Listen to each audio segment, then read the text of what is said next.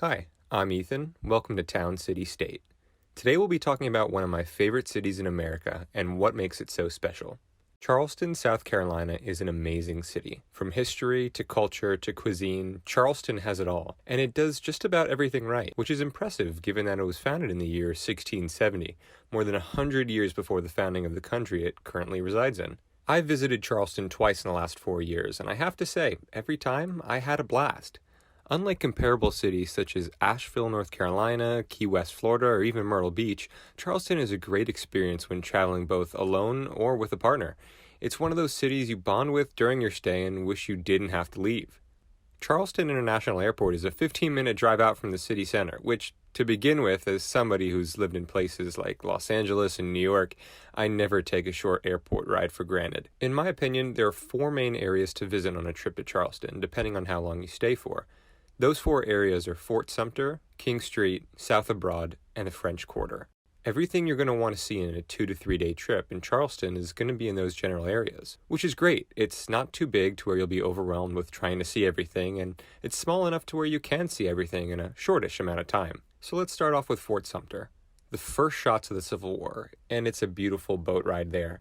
Lots to see while walking around the fort, and they even had a little bay where families go up and park their boats. Fort Sumter is a massively historic monument in U.S. and world history that gives the city's atmosphere a unique feel, even being away from the city center. The landing where Fort Sumter ferry takes off is in a place called Liberty Square, and along with being the jumping-off point for the boat ride out to the fort, it's also home to the South Carolina Aquarium, a big modern building housing an array of aquatic marine life. I hadn't gotten the chance to visit either time I was in Charleston, but I've heard great things. Making your way down Bay Street into the French Quarter at Market Street, you'll be greeted with a long public market spanning about 3 blocks. I love public markets, and I plan to do a video soon on why they're important and the unique new ways even small suburban towns have started incorporating them. What was once an idea almost exclusively for big cities such as Los Angeles, New York, and Philly, it's great to see a city like Charleston stay in touch with its own public market right in the heart of the city, providing a place to gather around, enjoy some good southern bites, and browse the local micro boutiques. The space itself is pretty narrow, and it doesn't have a lot of room to expand with new eateries, but the selection of goods and food was great, my favorite being Callie's Hot Little Biscuit. Continuing down Bay Street to where it meets an area known as South of Broad, you quickly find yourself surrounded by old yet pristine mixes of Victorian and Charleston single-style colonial homes. Yeah, the city actually has a style of house named after it, and for good reason. These structures are not only beautifully designed but meticulously cared for. It's impressive given their old age. Some, like the Thomas Laguerre house dating all the way back to the 1759 era. Given that the South of Broad district is located in the gut of the city, you may be surprised to learn that, day or night, it's a pretty safe part of town. Walking around in the daytime, it's hard not to get stuck by a slow-moving horse-drawn carriage tour. Everything seems so quiet and it's private too. And did I say beautiful yet? Oh yeah, and expensive. Like really expensive. South of Broad on the East Bay Cross Street is also where you'll find the city's most eye-catching architectural landmark, Rainbow Row, a collection of pastel-colored houses that just add to the charm of the city. And I haven't even gotten to King Street, the most charming place, in the bloodline of downtown Charleston. But yeah, South of Broad is great for a nice walk any time of day, year-round.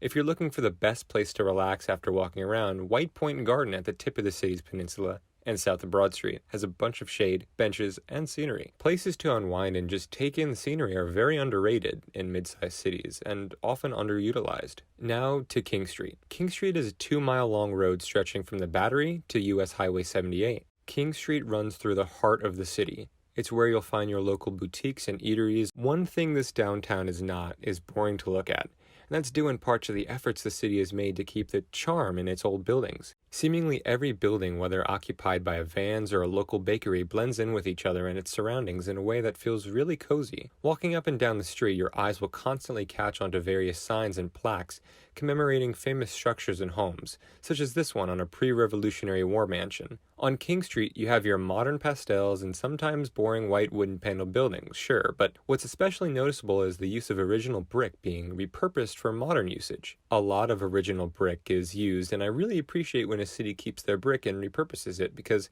it brings out a ton of character in a city. Think Bricktown in Oklahoma City or the riverfront area in downtown Nashville. Denver is a city that I think uses their old brick to the fullest untapped potential. When you can tell that a city has been there for a while but maintains the existing structures enough to repurpose them over and over, you really grow to appreciate that. As for what's actually on King Street, there's your van stores and pottery barns, sure, but overwhelmingly King Street has a ton of local galleries, a few bookstores, a small theater, local jewelers, and much more. But where I think King Street really stands out is in its food selection and quality. Charleston has almost everything. Southern, Asian, Italian, American, Mexican. I mean, you can eat anything. They have more brunch restaurants than people. No joke. It can get a little pricey as Charleston's pricing has been settling into the fact that it's a growing hidden gem tourist destination, but honestly, it's worth it.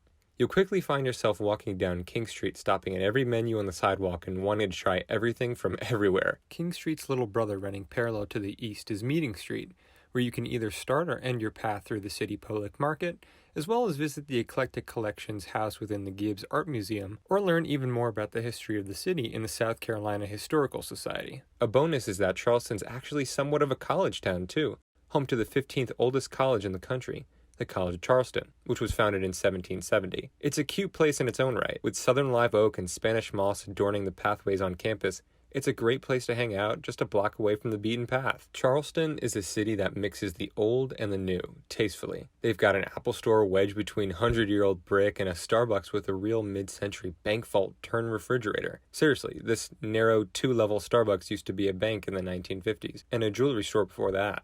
If you need a city to add to your bucket list, this is the one. It's retro, it's historic, it's modernizing, but in a way a city should. Slowly and keeping its distinct charm. I don't think Charleston will ever be able to lose its charm. Not at least while the dolphins are swimming and the houses are green, pink, and yellow. So that's why I like Charleston, South Carolina. If you're new to the channel, please like and subscribe, and comment what city you think I should cover next. I've been to a lot of them, so let me know. Thanks for watching Town, City, State. I'll see you in the next one.